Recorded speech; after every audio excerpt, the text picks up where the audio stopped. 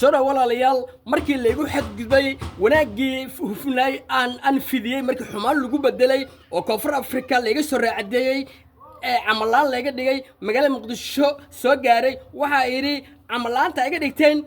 noloshiina adduunka hor imaan doonta waxa kale oo yiri حقيقة ولا شيء كفر بجارسي أدير هر قبض دونتا أو محكو إيه أدير روحه إنك سوء بابو ندب كيا حتى بس إيش أدونا أكيد شبابو يهر قبض مركب ويه أدير قبض أدير ديجان كسيني باباي أدير هر قبض ولا شيء